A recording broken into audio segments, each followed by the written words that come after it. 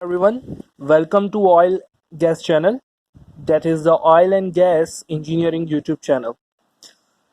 In today's lecture, we are going to discuss some important units of pressure. We will discuss those units which are widely used in engineering industries and especially in petroleum engineering and petroleum industries as well. So let's start the lecture. I have mentioned five most widely used units of method of pressure. The first one is Newton per meter square. Basically, the Newton per meter square is also the standard unit of pressure. It is also the SI unit of pressure. The second unit of pressure is atmosphere, that is represented as ATM. The third unit is pound per square inch, that is represented as PSI, and it is most widely used method in petroleum industry.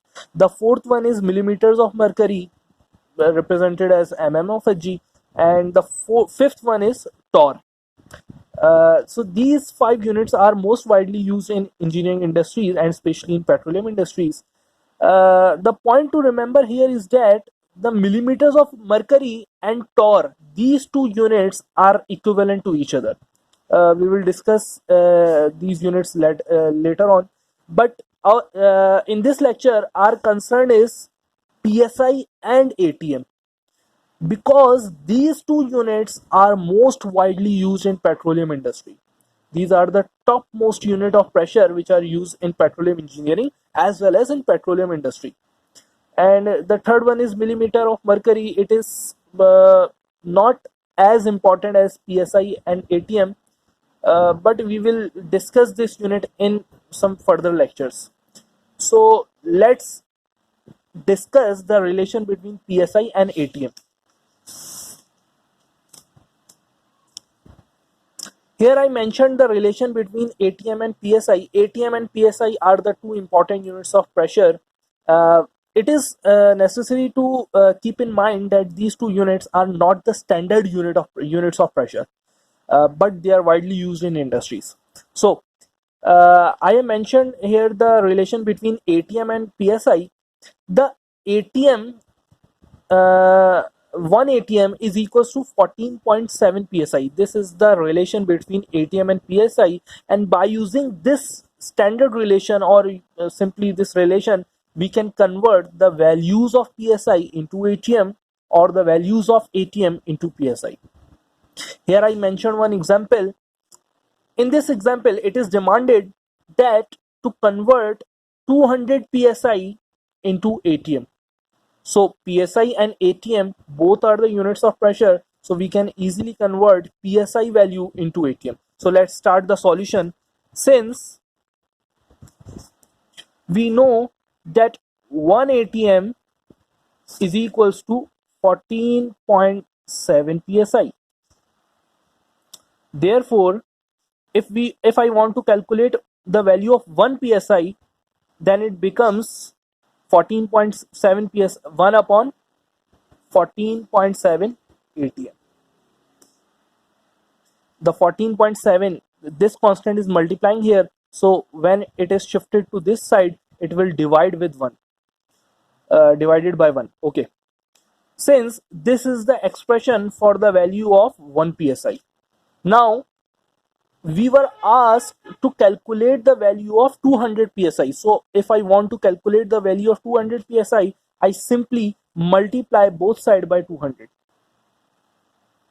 Multiply both sides by 200. 1 multiplied by 200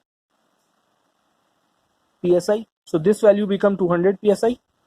1 upon 14.7 multiplied by 200 ATM. 1 multiplied by 200, 200 psi is equals to 200 multiplied by 1, 200 upon 14.7 ATM. From here, we get a relation that if we want to convert a PSI value into ATM, then we simply divide the value by 14.7. We can convert PSI value into ATM by simply dividing the given value with 14.7 by 14.7. So 200 divided by 14.7, it is 13.6. So 200 psi is equals to 13.6 atm. So this is the conversion numerical, this is the conversion example of psi and atm. Here, one more thing that we must discuss, that what is the value of standard atmospheric pressure.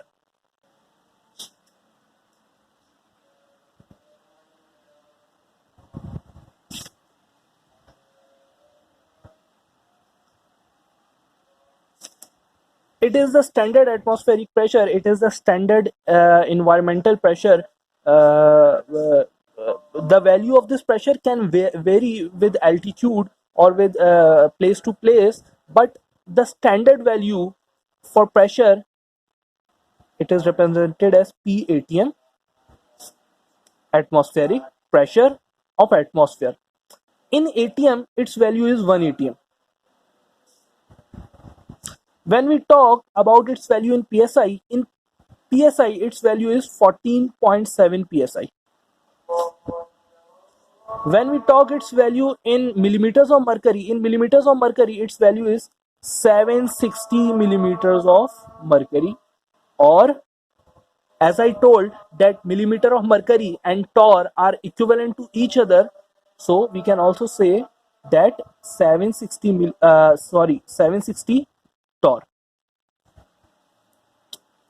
So these are the standard values of atmospheric pressure in different units. The value of standard atmospheric pressure is 1 atm, 14.7 psi, and 760 mm of Hg. But the atmospheric pressure value can change from place to place. It does not remain 1 atm at every location. This is basically the value of pressure on near sea level.